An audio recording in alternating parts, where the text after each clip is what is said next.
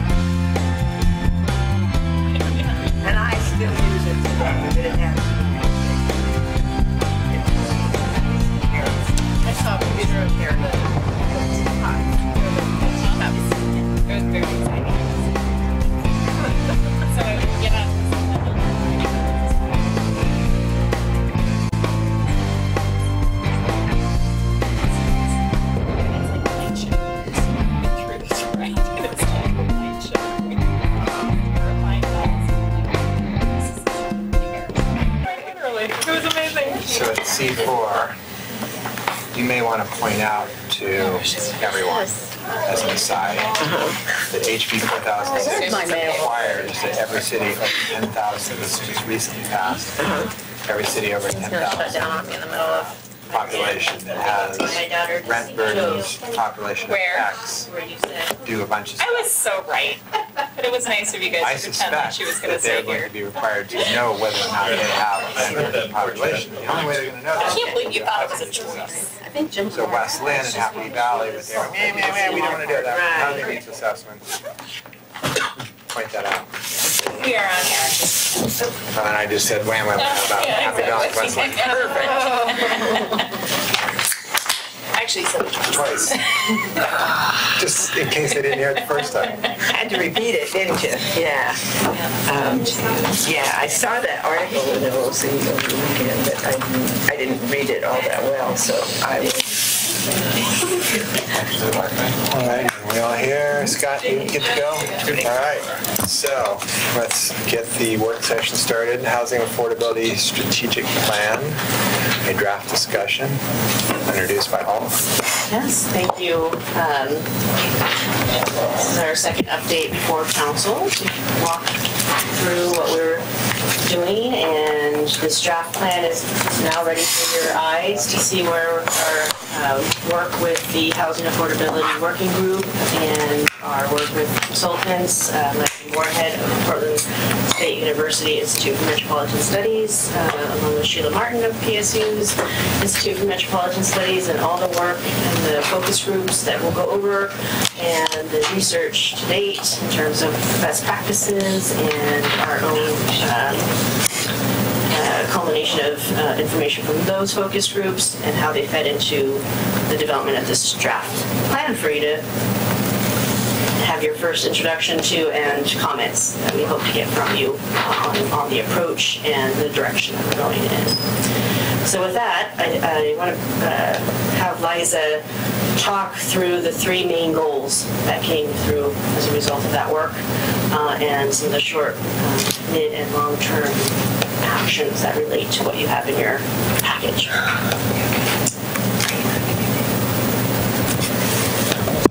Thank you. So since the last time we were here, we held several focus groups and had an opportunity to talk to a variety of different people from the community. And since then, with the information we got from them, the continued research we were doing, and collaborating with the advisory group, we were able to identify three primary goals for the Housing Affordability Plan.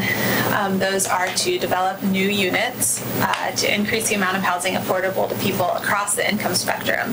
And so that's both affordable units for people with low and mid incomes, but also new housing across the spectrum to better meet market demand and take some of that pressure off what could be affordable housing. Goal 2 is to prevent displacement and keep affordable units affordable. So that's looking at stabilizing and protecting renters by preserving existing affordable housing, supporting rental housing providers, landlords, and increasing education and access to resources.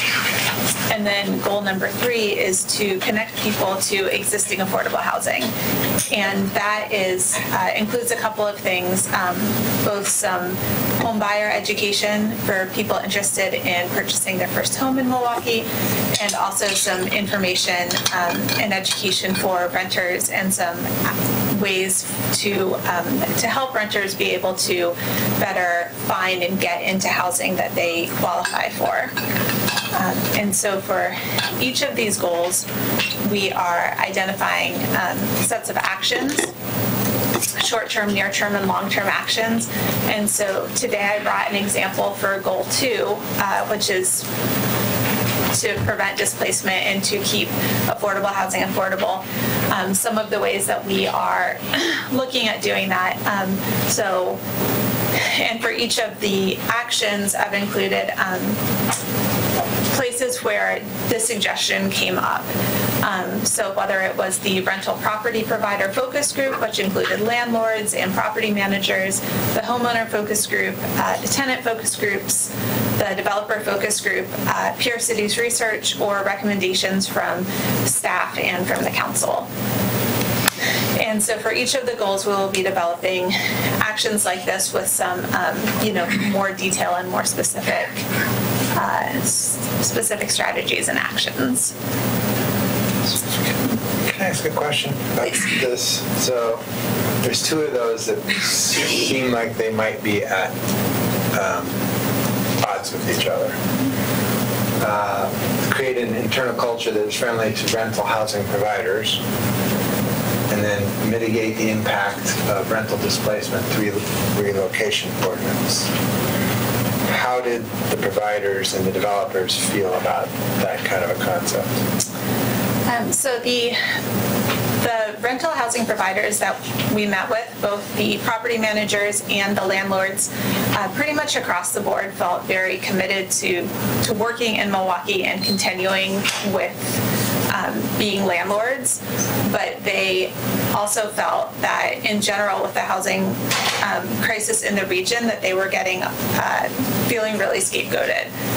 And so there were things that they felt was really important to them, being able to, continue to be landlords, like getting information and support about ways that they could get, low interest loans to fix up buildings and continue to provide affordable housing, things like that. And also some of the trainings, people didn't necessarily know about the trainings that were available.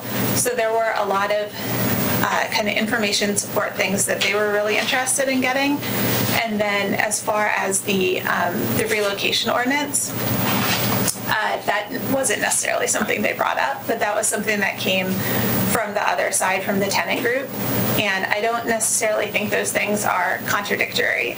The landlords and the rental managers that we talked to really wanted to continue with their work, and I don't think that having the relocation ordinance would necessarily be an impediment to them. We talked about, what would make you quit this work? What would make you sell your building? And that wasn't something that came up.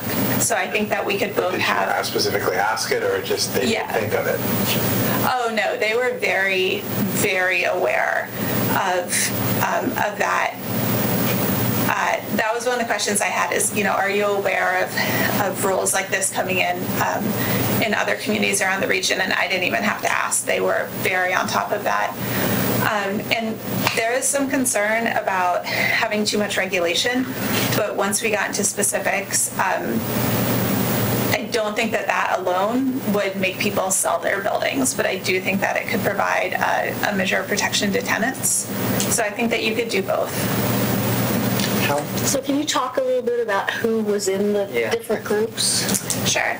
So the first one that we did was the rental property providers. So that was landlords and property managers. And we had a really strong mix of people representing some people who just had a duplex and just rented out one unit, all the way to managers of buildings with hundreds of units. There was also quite the diverse spectrum of political leaning in that group, and also a real spectrum of knowledge and connectedness with the city and the county. So there were some people who were really on top of knowing about the trainings through the county and through the police department, people who were very savvy about knowing the law and knowing code, and there were other people who seemed like they were kind of more informal. And then the tenant group and the developer group? Yeah, so the tenant group was, I would say, a little less diverse. We had a lot of people who are receiving some assistance with their rent.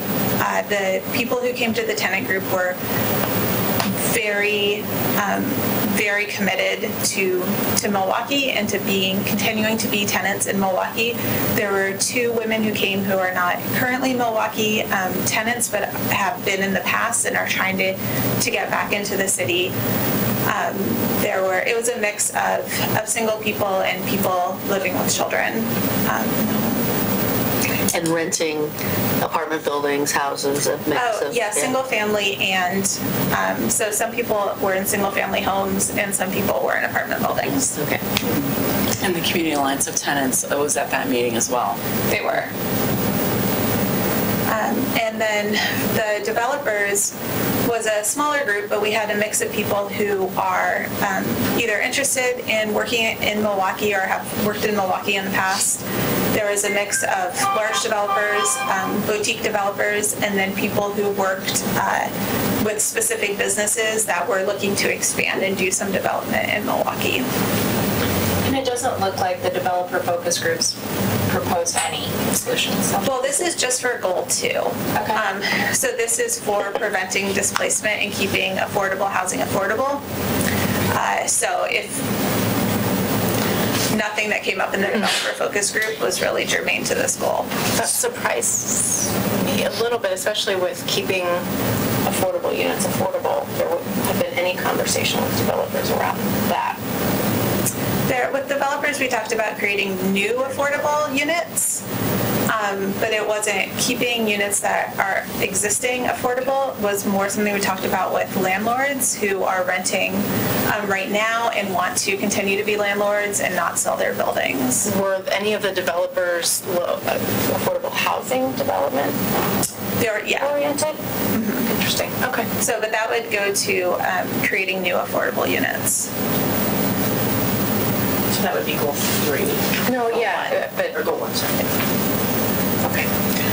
So I was curious that, I guess both with I noticed that here you have the create an internal culture that's friendly to rental housing providers, and there was something similar about in goal 1. Mm-hmm. And I wondered if from either developer focus group or the property provider focus group, you heard that we have otherwise, that we have a culture here that is resistant or hard to deal with. I will say that on 9 years on the Planning Commission, I had several developers say how good our staff was to work with. Now maybe they're just saying that because they want their thing approved or they want you to like them, but I mean, that was who Esponte said, several times while I was on the Planning Commission. I did not. So I did not hear specific complaints that Milwaukie does X and it's a problem, but we did hear a lot of it would be really helpful if this happened. And so both of those are kind of broad categories that include some very specific actions. And some of it is, a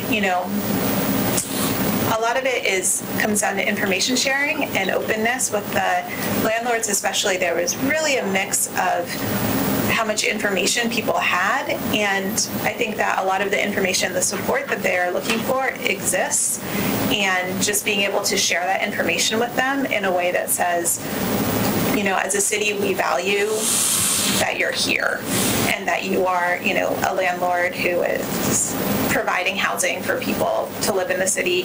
And so here's some information about how you can access this program, or you can,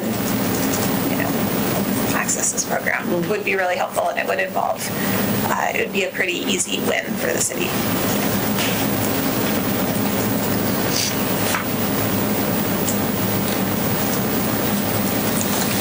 Any other questions?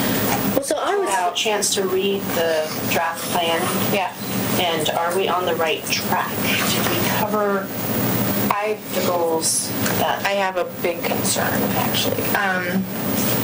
We are right in that we've just kicked off our comp plan update. And so I was really surprised to not really see much in the way of suggestions for big zoning and code changes. For example, form-based zone code. I know we currently allow duplexes in most of our neighborhoods, but not fourplexes, which can very easily fit into the character of existing neighborhoods. I've lived in many of them that do quite nicely. Lots of other examples of things that could really help with bringing more units into the city. in ways that are compatible and not very, not necessarily very controversial. And so I was wondering why you didn't make any of those suggestions, especially in light of comp plan. Right, there's a place marker on page 5 to have the synthesis of housing strategies and housing needs analysis. We were trying to focus on the 5-year strategic plan, since that's more of a 20-year outlook, but synthesizing it in a way that would relate to the 5-year plan itself. So that's coming. It's just not here yet. There's a place marker. Because I don't see, you said 20 years, but I don't see, actually doing some of those changes as a 20-year. That's no, something some of them aren't 20-year, right? Mid. Exactly. Okay. And so we need to get that part mixed in with the plan actions that came out of the Housing Affordability Working Group, the Peer City Review, and the focus groups. And then we'll bring those together. Okay, so much more to come. Specifically, I just wanted to make sure that we're on the right path, because that HNA work and the housing affordability strategies report that came out of the housing needs analysis was really good, solid work, and it's a standalone document in itself as a background piece to the housing section of the comp plan. We know that that's valuable information to feed into this. The difference is that 20-year outlook, and that this is more of a strategic plan for the 5 that we will then synthesize the ones that are shorter and near term related to the HMA. Does that make sense? Well, and I guess I would say that allowing, divisions and other, sorts of things aren't, and I get, maybe this is just me not understanding what you mean by 20-year versus shorter, mid. To me, a mid, it would be reasonable to make some, zoning changes that could, in the 5-year window, actually start benefiting and providing more housing. Well, and the point is, if we're going to make the changes in the code, that's in very near term. Right, exactly. 2 years. Because then, we're going to miss out. We are going to be at that median income level that we saw last night if we don't do something now. So. Well, but that housing needs analysis was specifically done for the comp plan. That is a first predicate document for the comp plan, and it will be part of the. And the way that the comp plan is set up, the housing element of the comp plan is in the second bucket of the process, which is coming next. So how we move through these action items related to those 3 goals will help inform how to prioritize those actions via the comp plan. So we are working with David and the comp plan group on that merging of action items. So it's to come. Okay. Just we're not there yet, because we wanted to make sure that the plan that will take into account those elements addresses where the council would like to go with housing affordability. And for the next draft, we should have those intersecting points. Okay. And when is that coming forward? June 5th. Well, so I was having trouble understanding. So pages WS9 and WS10, you have the 3 goals, and you have, it says goals and strategies at a glance, and you have this numbering, 1 point this, 1 point that, and then you go into the actions, and some of them seem to parallel those, and some of them don't, but they're not numbered. So, but in some ways, I thought the actions gave me more comfort about the way you described them and got into a narrative, gave me more comfort about things that we're going to explore and things we're going to learn more about. And when you read them in the strategies, and it sounds like, do this, do that, like tax exemption. To me, that tax exemption is a big conversation, right? The scope of it, the engaging the other taxing districts. I'd love to know what the county exempts. There's a reference to the county's exemption, so I'd like to know what the scope of the county's tax exemption is. So to me, that's a big discussion. Yes, we should have that discussion, but I don't want language that says do a tax exemption, right? So I guess that's my concern is So it should be more, instead of incentivize the development of affordable units through a local property tax exemption, it should consider. Right. I mean, I think these should probably all should say this whole consider. thing as basically having a big consider at the top of it. Well, then it needs to be prefaced like that. And if that's the understanding, that's fine, but that needs to be set up front then. And I did get you just read those strategies at a glance, and it's like boom, boom, boom, and somebody comes in and said, look, you said you were going to do this, and I'm like, yeah, but if you read a few pages further, it says, it explains, it gives you more context, and you're going to have some tension with parts of it, and especially because it's not all cross-numbered in the same way. So that's the worry I had. But I thought there were a lot of great things in there. Were there items that are an absolute no? There's things I have questions on, and actually a little bit of, whatever you want to call it, spell checking. WS10, item 210, I think you mean uninhabitable, not inhabitable, I hope. Right? Is it item what, 210? Item 210. Oh, yeah. The last word, uninhabitable. Yeah, that's got to be right. Yeah, there's a, yeah. And then right below that, 211, it says consider a rental registry of rental housing properties to be able to track rents. So I'm assuming if you're suggesting that we do this, that you've already prefetched it and found out from the lawyers that we actually can do this? Or did that not happen yet, and that's Something we have to be determined? To be explored. To be explored. To be considered. To be considered. It says it right there, consider. Well, right, us considering whether or not to do it is one thing. Us knowing that we can actually legally do that is a completely different question. Right. Some more detail.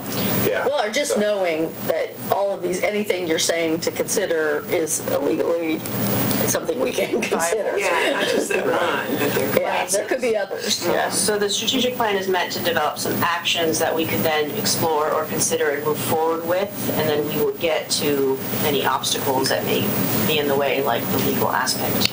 Including lobbying our legislators Sure. on whether or not, Sure. just because something is illegal currently doesn't mean that we wouldn't next November. No, exactly, but then that needs to be a different bucket. So here's the bucket of things we do, here's the bucket of things that we lobby down at Salem or federal level or wherever we have to do it. So on page WS10, close to the bottom of the page, create an internal culture that is friendly to developers. Second bullet point, WS10? Yeah. WS10. 2.9 on WS10. 13th item on your 13th page in the actual packet. Oh, right there. Second bullet, it starts with consistent, and I think it needs, helps housing providers make informed decisions, not made. There's a couple places that occurs. Oh, yeah. I mean, There's a few typos everywhere. typos. I Yeah. know, but some of them really change The meaning. of the. On WS12, develop template plans. So I'd like, when I read that, template and pre-approved development plans that reflect the community's housing vision can reduce the time, expense, and risk of building housing. Milwaukie can work with architects and builders to create base plans that an owner can use to get a head start on the design process, blah, blah, blah. I understand the concept behind that. What immediately went into my head was a cookie-cutter neighborhood where there's a whole bunch of buildings around town that look exactly the same because they're based on this template. You know, they're different paint scheme or whatever, but it's kind of concerning. I mean, from a purely aesthetic standpoint and livability, you know, that realm of. And this was in response to developers stating the certainty piece and having a bit of a streamlined process so that they can just come in and do what they do best, which is to build housing. And so and Portland has a program, it's not the residential infill, but it's the tiny home project that they did several years ago, had templates, if you will, or base plans that they could basically take off the shelf. And there were multiple. There weren't just the one that you then have a cookie cutter effect with. So it was mimicking that in a way. I've heard from developers that didn't Chicago just recently go through a big where they have lots of they're not cookie cutters, but these are options, and if you choose these options, you go right through. Yeah. It has your full entitlement already in place, and it's essentially a plan off the shelf that they can mobilize.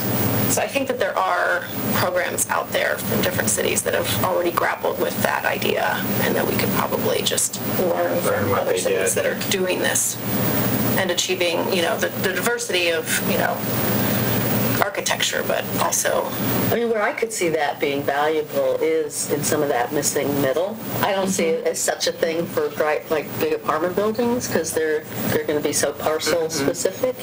But some of that missing middle housing, the 8-plexes, 4-plexes, where you could have some basic some of the floor plan templates, and they can look different on the front. They can do different treatment, but they have the I can see that being a valuable thing.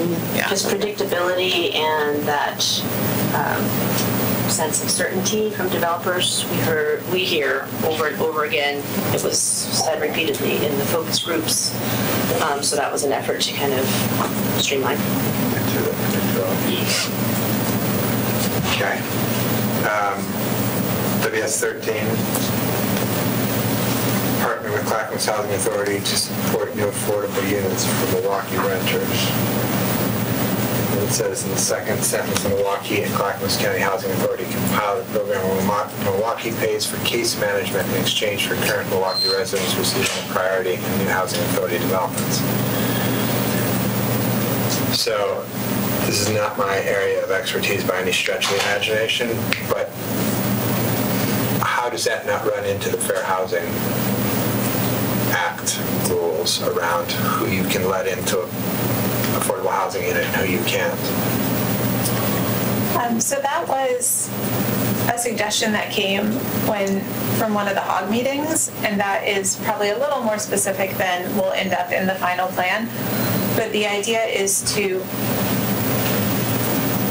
help people who are current Milwaukie residents stay Milwaukie residents. And I get the idea, and I like the idea. We've already run into this with another project that we're working on where we're being told, oh, you can't require that it be X segment of the population. If I remember correctly from that working group meeting, it actually came from Clackamas County that as long as you give something, you could request something. So the project-based vouchers that are administered by the Housing Authority, you can't just say, we need 5, we need 10, we need 15. We have to actually give something in order to make that request. For instance, in Portland, the GO bond that was passed for affordable housing, in order for the Portland Housing Authority, or Home Forward, to provide the 400 project-based vouchers, it had to get something, which meant that it could be a recipient of the GO funds to move forward with the development. So that was sort of the trade, if you will. So the same thing could be done here. And I think that that geography isn't a protected, I don't think that we could say, these units are only for women or these units are only for Hispanics. But it sounded like geography was not a protected class in that way. Right. It's so weird because it's doing the opposite of protecting when we do that. But anyway. So the other question I had about that sentence, obviously we can't use CET money for case management, right? Because CET money is for actual development. So that sounds like that's a new fund that we would have to somehow create. Yeah, there's a fiscal impact, obviously.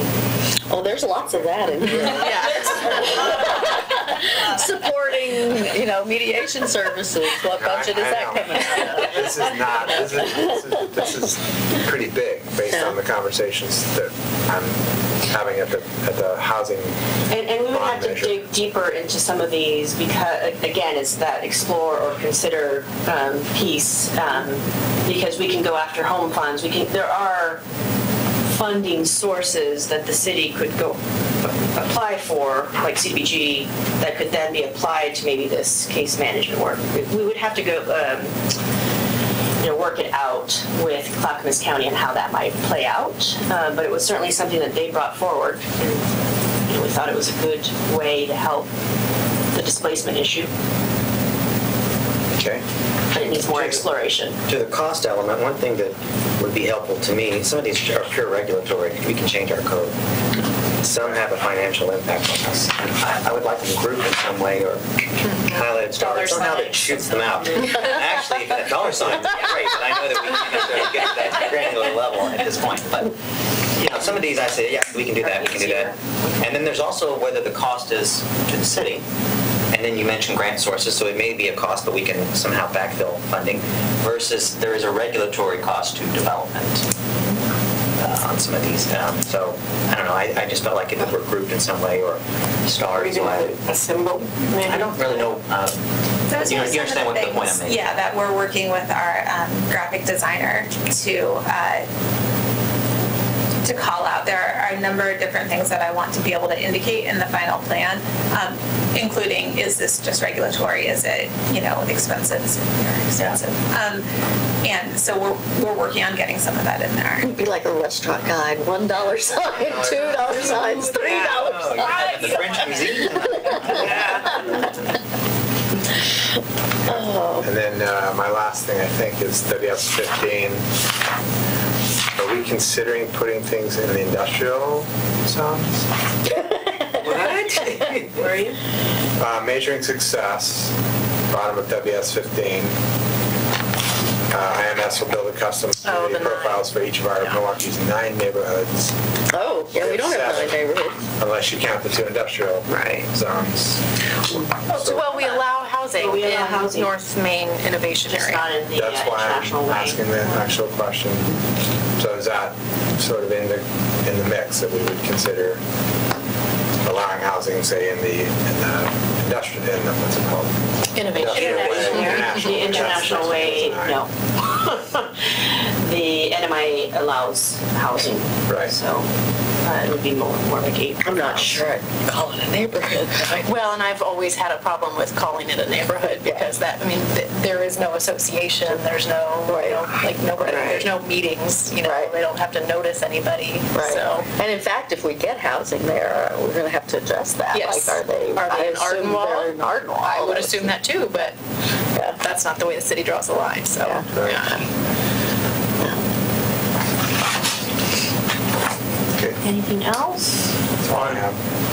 Let me see if I can find. When we say the HAS, that's something different than the HASP, HASP. No, it's the same. So I'm looking like at WS6, where it says the HAS or the HAS will do this, HAS will do that. Is that supposed to be HASP, or did that mean something else? Let's see where you are. Sorry. HAS. Yeah, it should be the HAS. Okay. Well, and then on the bottom of page 5, there's the Milwaukie Housing Strategy Report. It recommends code changes. Is that a separate document? This is that housing needs and opportunities piece? Is that This what you're is talking about? bottom of WS5, the bottom of the first page of text, the introduction. Page 3. It references, says housing needs analysis outlines, blah, blah, blah.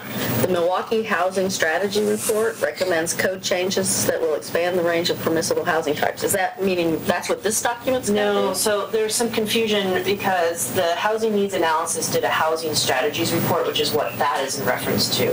Okay. We're developing a housing affordability strategic plan, but we're using some of the information from the HNA and the Milwaukie Housing Strategies report that was part of the HNA. Oh, okay. That's that question that Councilor Falconer was sort of leading to. Okay. And there's a little bit of confusion because they had a lot of really good information related to actions on the code and regulatory side of things versus these are other actions outside of that are more programmatic, if you will, that are less regulatory, but they have an impact both ways. To your point, Councilor Adma, on the cost of streamlining development is the regulatory control that we could, right? Yep. But eventually we'll have them all in Yes. one place because that's really how I think about it. These things are not separate. They're all connected. That's the reason why we end up with gentrified neighborhoods is because We're not combining. Yes. Okay. And we apologize, we just don't have that piece That's okay. settled yet. I just want to make sure that it's not being excluded because we have some other document that we're not actually looking at anymore and don't even remember the name of it apparently, so. I do have one more question. On Santa Cruz, some of the things that Santa Cruz did, on the ADU section, do we have any concept of how many ADUs that resulted in? I can find out for you. That'd be useful to know. 'Cause, you read an idea like that and you go, okay, what did that, we got 4 ADUs built or 400? Because it's not insignificant, but it could also be pretty dynamic if it is, right? If it's enticing enough. Do you have are you looking at page numbers from the report or from the, like when I say WS, do you know where that is? It's not a long report, so I'm able to find it, but if you so want page number. It's page 6 of the report, WS 8. It's goal 2. And it says to stabilize and protect renters by preserving existing affordable housing. But then when it says why is this important, it says, well, we need to protect our homeowners and our renters. And so for me, I'm trying to figure out if you're a homeowner, is the protection that property taxes are going up? Or what is it that causes a homeowner to leave versus a renter? Deferred maintenance, needing a big repair. Usually because of the way property taxes in Oregon are structured, that's not going to be It's not really so much of an issue. But, people who are elderly and have owned their home for a very long time and are on a fixed income and need a new roof. So that would be the case even if we weren't having this booming housing market. I mean, that's always a problem for people on fixed income needing regularization or whatever. That's not specific to this, to our affordable housing crisis. Or is Well, other than there's more opportunity. I mean, that people are going to come to them and say, hey, I want to sell your house for whatever, some amount of money. Which sounds like a lot of money. Attractive until they sell their house and they go try and get a place. Find out that they're in deep trouble. People are being very actively marketed toward. Okay. Thanks. The housing information specialist position, so is that your plan for what you're going to do with Amy's old position? Okay. I mean, it seemed to me there was a lot of good ideas there, but it also seemed to me it was somewhat duplicative of what Northwest Housing Alternatives and Providence Answer Desk and, some of these other people provide. So Right, and it's different because we heard, at least through the Housing Affordability Working Group, I'm not sure about the focus groups, you'll have to answer that one, that having someone on staff that can help them go through the process, sort of be that resource manager, if you will, both for the developer, whether it's nonprofit or for-profit, all the way to the renter, to the homeowner. So having that person, that specialist, if you will, be able to answer questions, even if they're not able to answer it immediately on the spot, they're at least somebody who could then research it and get back to them and have a point of contact. That was at least expressed multiple times. Through all the different focus groups. So that person needs to have, if they're not just looking at the tenant side of things or the landlord side of things, you're even thinking of the plan, so they need some planning skills or something. Right. Yeah. Right. Yeah. Okay. Yeah.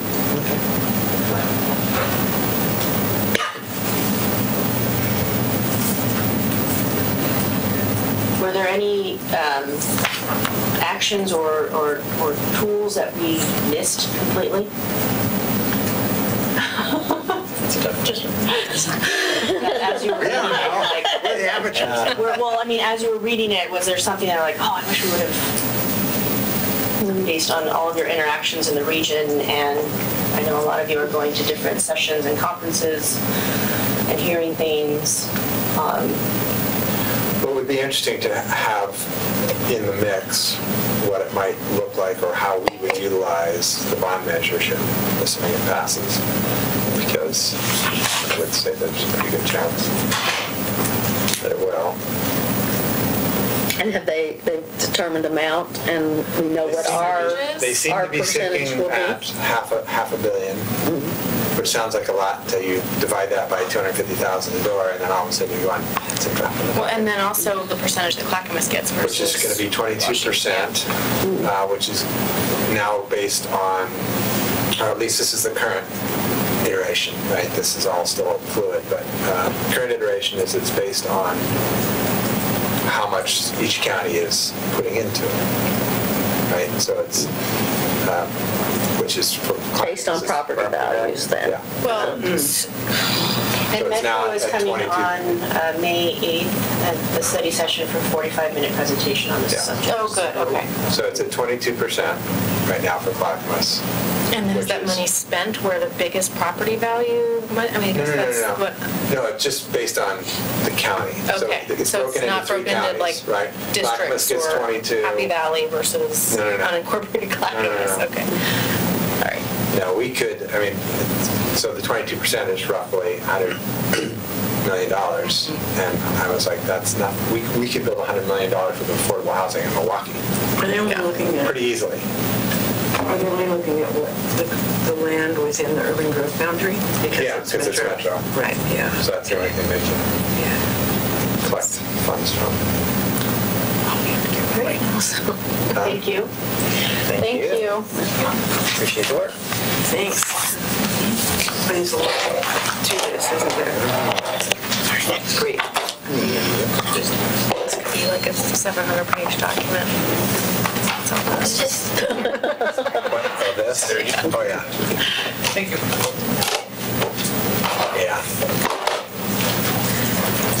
Yeah, I mean, Or there's maybe a whole 10, other section on like the things we need to lobby the state and federal government. 700-page documents would be better, right? Here's Yeah. the stuff you need to go down to sales change. Here's the stuff. I still want it to be all one document, just chapters that roll out, because it goes up on a shelf and gets forgotten. Hopefully not. Pick this up, read it if you haven't already. Oh, I don't know how to. What is it? The Color of Law. Highly about redlining. recommend, well, no, not just redlining. What happens after redlining becomes illegal? Lots of stuff happened after redlining became illegal.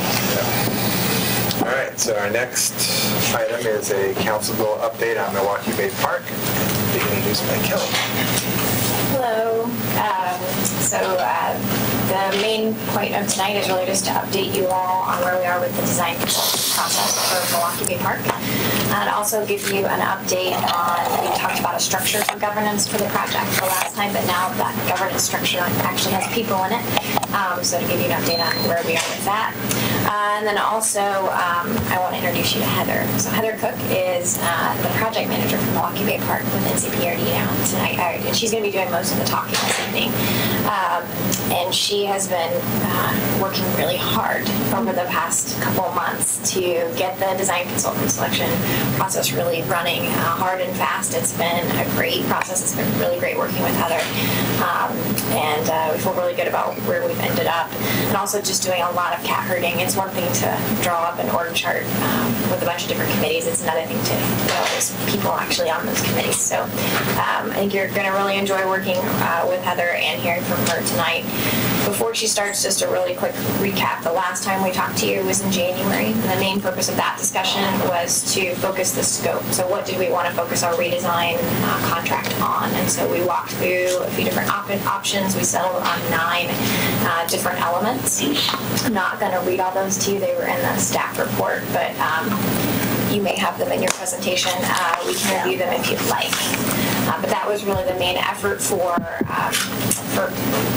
the January meeting, which has allowed us to begin now with this next phase in the project. So with that, I think I'll just hand over to Heather, if that's okay. Thank you. Well, good afternoon, Mayor and council members. I'm very happy to be here and very happy to be working on this project. As you know, people who've known about this project for a long time, it's really a jewel in Milwaukie, and it's been a long time coming. And there's been a lot of work on it, but there's still quite a bit to go. So it feels like a privilege to work on the project, and I'm excited to be partnering with Milwaukie on it. As Kelly said, there have been some updates to date, and so we're just taking you this next step into what's going on currently. Tonight, I wanted to talk a little bit about final design team selection. and where the selection process is, along with just an update on the project schedule. We're going to talk just a little bit about project organization and funding. Kelly referred to that project organization. And just highlight a few things that we're doing, current work to support the effort in addition to the selection process. And I'll just recap with a couple of next steps. So this is review. You guys have seen probably, images galore about this project. This phase that we're going into for final design to complete the park is really to test and revise the remaining portions of the design. We're lucky enough to have had a lot of effort and investment in this project to date, and now it's really time to look back at what's been done, what we can carry forward, and to make sure that here we are in 2018, that the plan we develop now meets the expectations of the community, the City of Milwaukie, and NCPRD, not just today, but into the future. So we're looking back at what we've done and also looking forward to what we need for the future. These are the project considerations that Catherine has discussed before with you and Kelly referred to. There are many elements in the previous design from 2010 as well as some of the conditions of approval.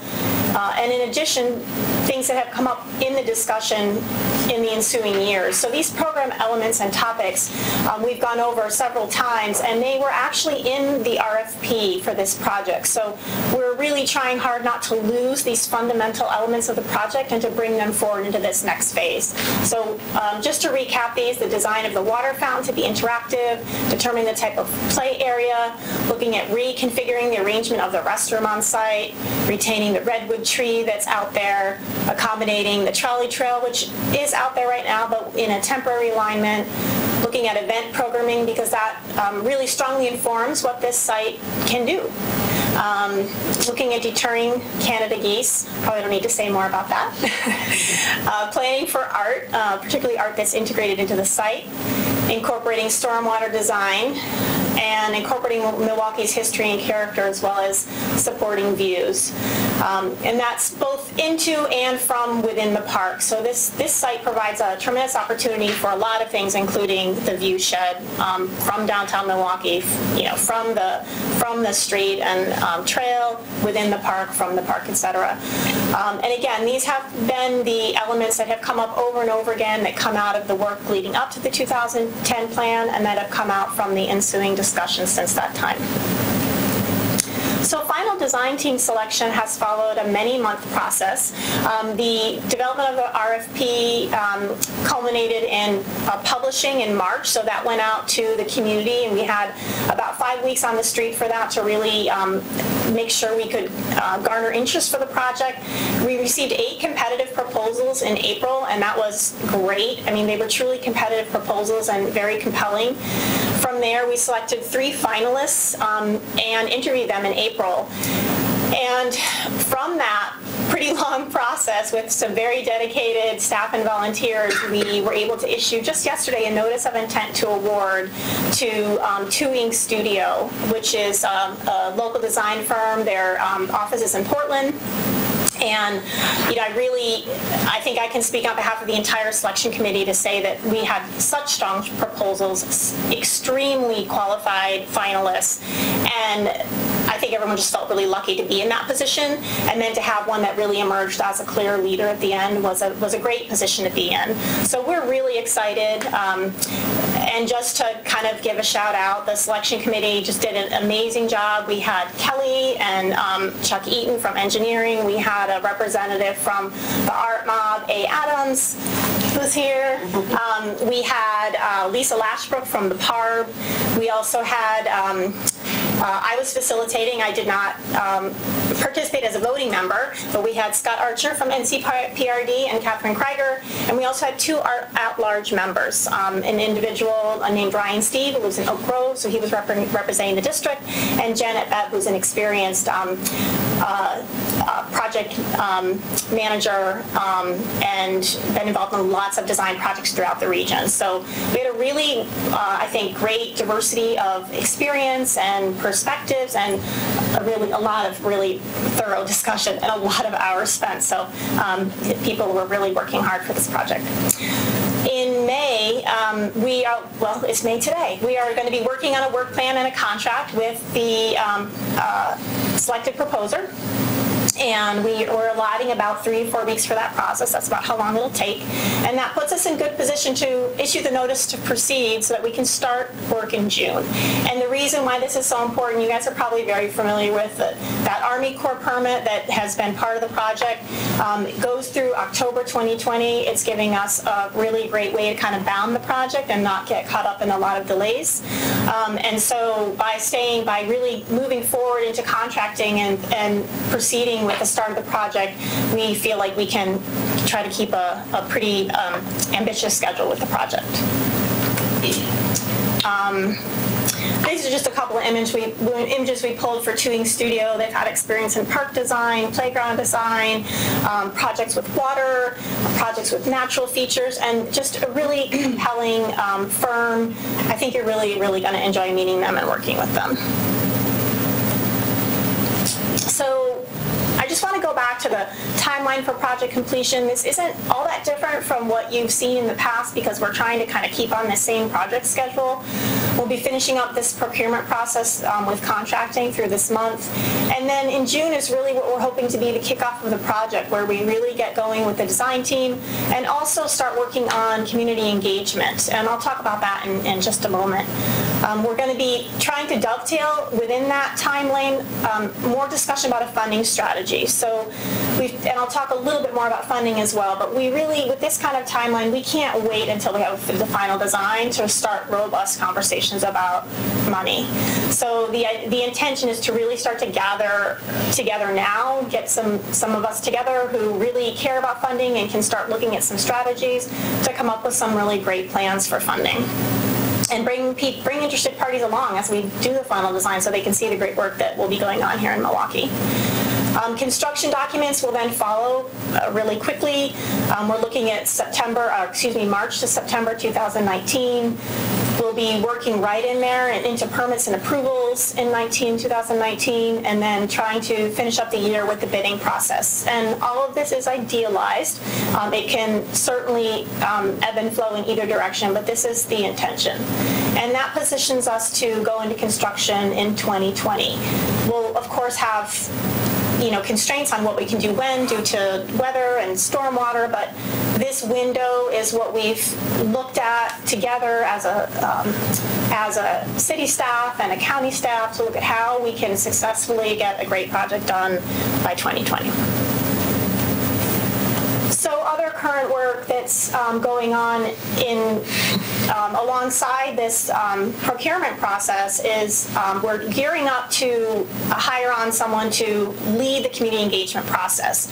So this firm or proprietor will be working with us on a scope of work that is very closely aligned with the design team and very closely coordinated with both the design team and the staff, with the idea being that, we have a very, I think, robust history of work on this project and history on this project. And we also probably have some new voices since then that would like to, have ownership of this park and be part of the process and the end result, and really drawing in people to really own this project. So I think the community engagement process is something that people care a lot about and that we can make really great in this project. We're also doing an update. Oh, and I should mention there, we're hoping to work very soon with this consultant in our work plan about when would be a great time for an in-park event. So the summer is very busy, recreationally. When we can get in the park exactly is not clear yet, and when we need to be in the park for kind of an ideal engagement event is not yet clear. But we're kind of looking at late summer, maybe August, September, and we'll see how that fits with the timelines. But we'll keep you posted on that event as well, because we really would like to have each and every person's help in getting the community out to an event like that, making it really fun. And I'll just add real quickly, that has been a topic topic at PARB is, how do you, there's resources there, when are we going to start doing stuff in this park? And that this summer, it's a little harder to do because we've got the bridge project wrapping up and we've got the beach project that's going to start. But when we had the group discussions, it seemed like a great opportunity to both engage on this project and do something down where we can engage the community at the park this summer. So we'll have to, like Heather mentioned, we'll have to find the right timing, but that seemed to help realize at least some vision of getting some people down there this summer and both engaging on this project at the same time. And I think also one of the thoughts there about how that can benefit the project is, when community engagement, I think, started getting more robust in sort of the planning design world, it was a lot about having everyone come to a big room and, watch a slideshow. And now the thinking, it's so much more evolved. There's so many different ways to engage people with really exciting, interactive type of events. And so really figuring out how to get people involved. It's a site where, you really learn things from just being on the site. There's tactile experiences, there's the water, there's the highway. There's just a lot. Even just parking to get there is an experience, right? So being able to have people experience that in an event itself is, I think, really valuable for both them and the design process. Some of the other legwork we're doing, we're just starting a site survey. They're actually going to be out on site this week because we need an updated survey for the site, tying into some work that's already been done for the bridge repair and the bank repair. And we're also doing some preliminary permit investigation. So it is the charge of the design team to do a lot of technical investigation, and the permit is one of those things, but we wanted to do some ahead of time to get a baseline for whatever team came in. So we're starting to look at the Army Corps permit in particular to see, we have a permit, the permit's really important. What are the opportunities and challenges within that permit that give us some really great opportunities for design versus what things, if we're not aware of them, are going to completely eliminate design ideas. And we don't want to find that out once we have design alternatives. We want to find that out up front. So we're starting to start that work now. We have consultants on board already for both those projects. Kelly mentioned that there's a little bit of a difference between, coming up with names of committees and actually getting people on those. So we've spent some time in the last couple of months really fleshing those out with Milwaukee's help. And this project management group is really straightforward. It's Ann and Kelly and Chuck Eaton. We've got Scott, Catherine, and myself. So we'll kind of be the, week-to-week folks working on this project. The technical advisory group is, probably not so much a group that is going to gather, but it's going to be a resource team. And that includes, from Milwaukie, it includes someone from the planning department, someone from the engineering department, and your downtown, South Downtown staffer. So in addition to some NCPRD staff and a representative from ODA, we've got, we have a Metro rep. So we've really staffed out those committees, and at this point we just kind of need to formalize them, but we've got all the names filled in the blank, so that's exciting. We'll need to kind of contact those people, and having them in place ahead of time means that we're not scrambling to find out who to talk to as our point person when things start coming up with the project. The steering advisory committee is last, but definitely not least. This is our main body to bring ideas to the consultant and respond and react and advise to the design team and the project team. So this includes the PARB in its entirety. It includes the Art Mob rep, and A. Adams is going to serve in that role, which I'm excited about. And it also includes some members that we'll be inviting from the District Advisory Board. That's important for NCPRD. And we'll have 2 at-large representatives. And we're still actually confirming those participants, but we're very close. So we really like the way the committees have taken shape with representation from both Milwaukie and NCPRD, and are just really excited to work with all those folks. Funding, we haven't I've been chasing rainbows, but we haven't found any new surprising pot of money, but it's on our mind. And so one of the things that we're adding to this slide is that we do have cost estimates that will be furnished with the final design. So this isn't just providing some pretty pictures. We really are trying to get numbers down in this process to start to understand what these costs will be and talking with consultants along the way so they're not coming up with a $20 million project that doesn't fit the plans for this site. Also, as I mentioned before in the timeline, we'll be developing the funding strategy in 2018 to explore options. So really gathering a team together to start looking at possibilities. And right now, these are the same possibilities we've been talking about, up to $1 million in NCPRD SDC Zone 1 funds, potentially a general obligation bond. We certainly want to be able to have this design stay on schedule so that early 2019 we can be applying for grants, because that's really our window is, early 2019 to put these plans in place for funding, and then exploring other options, being really creative about what might be the missing pieces in our funding strategy. So in the, Catherine and Scott were here a few weeks ago on SDCs, and in the planning document in our staff report that time, they had attached a $4.5 million estimate they were using for that purpose. So I guess making the point that we don't really know what we don't. I don't know if you want to speak to that number at all. Or You can have just sure. Catherine Kreger, NCPRD. Good evening. The 4.5 is essentially, those are hard costs, so the 4.5 would be the soft costs for consultants and other permitting and things like that. But it's really just an estimate right now. It has to be truthed out with this project.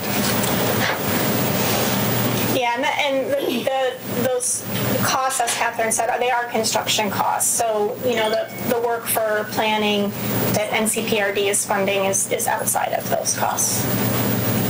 And we can talk more about that in a moment, too, if any more questions come up. So next steps, this is probably a little bit more of a recap than anything. We will be getting this final design contract set and kicking off the design phase, probably using that community event in the park as our kind of public kickoff, but certainly the project will be in motion before that. We'll be contracting with a community engagement specialist and dovetailing that with the design team. And as I mentioned, planning the engagement event and working on the funding strategy. So that's our big update for today. You guys have any questions? I have a question. Yeah. And this is not a fair question for you because you're pretty new to NCPRD. Oh, bring it on. That's okay. She's got. Well, I want to know. That's why Scott's here. If you know what happened 3 years ago today. Hey, first. You were also joined NCPRD since then, but Scott, have you been around 3 years? No? 3 years ago today, we dedicated phase 2. That's right. Oh. May 1st, 2015. Yeah. Nice. Thank you for that memory. Yeah, I forgot that was what it was. I saw a photo of it not too long ago. I posted Something on the website. Yeah. Yeah, I think I saw that is it on the Facebook site maybe for the page? Yeah. Yeah. Oh, that's great. Well, this is perfect timing then. No one knew it would be 3 years later that we'd be here, but here we are. We're still moving. Yeah. Yeah. Can you go back to the map at the beginning? The red one? Next, that one, yeah. Yeah. So just a couple of little things. The way that path does not transition, and this being asphalted, it would be great if those things were in the project area. You go down there and you go, well, we're going to fix that in phase 3, and if we don't fix that in phase 3, it's going to be kind of embarrassing.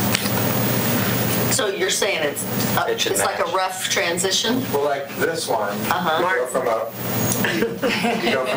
12-foot sidewalk or whatever it is to a 6-foot paver, and it's not even centered or anything. It's just like, oops.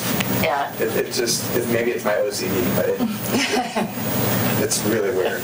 So we either transition that somehow, or replace that, or do something. And then that's this. Yeah, I think there are going to be concerns, those concerns and concerns like that, but we'll be looking at how to weave everything together. Even like the bank repair is going on right now, and there's some work going on bank repair that go into this study area. So even though it looks like this blank slate, there's a lot of other moving pieces still. And even to the degree that, you know, consultants look at this site and they immediately think about, okay, what are the connections to downtown? And it's not to say that we would be doing anything in the budget to improve crossings, but I think the discussion of this site is naturally going to link to that context, as well as identify specific improvements, like you said, that, you know, could be worked into a final plan. Yeah, the only reason I brought it up is because it didn't show inside the study area. Red. So. Yeah.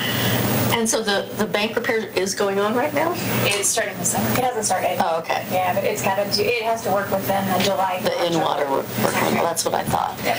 And what is the timeline for the bridge completion? I will answer, but Chuck will correct if we need to. They're supposed to do the shift in June. So at the end of June, they're supposed to make the final shift over to the new bridge. And I don't know if we have another date. No, that's it? Okay. And demolition of the old bridge immediately thereafter, or? It again it's limited to the in-water work window, so it's the same July 1st to October 31st, but the contractor is planning to be out of there before the October date. Yeah. Totally finished with the bridge project. So. Well, it's fun to watch it. It finally looks like a bridge. And we're anticipating award of the bank repair project. We actually just put it on the trackers today on the July 17th meeting of yours. So. Will the design take into account a potential future crossing of Milwaukie? I mean, not that we're doing anything for it right now, but that we don't build something and then later on can't put in. Right. It wasn't in the 2010 plan and it wasn't in the design, approvals. But I think part of this process is to move forward while still capturing ideas that might not be on the table.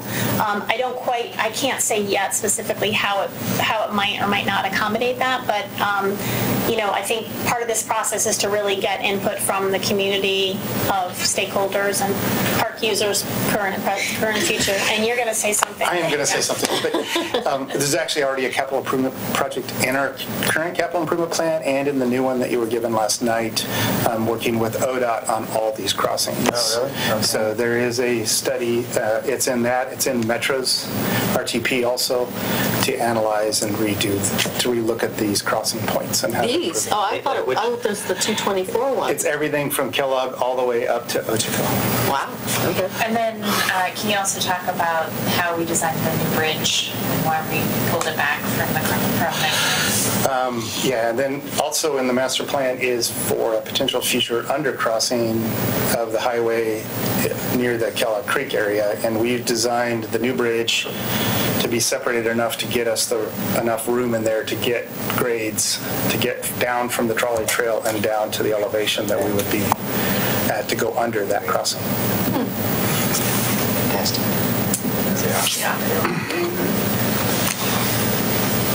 Thank you.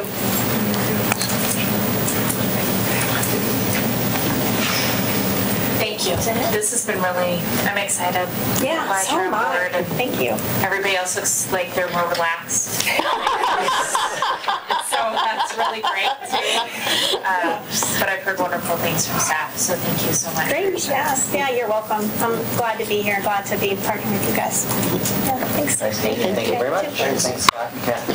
Thank you. Can I ask Catherine a question unrelated to? So I know you got your bids closed for Wichita. Did you get a lot of bids? Yeah, we got 4 bids. Okay. 3 of them are at or under our cost estimate. Yeah. Oh, excellent. Excellent. Yeah.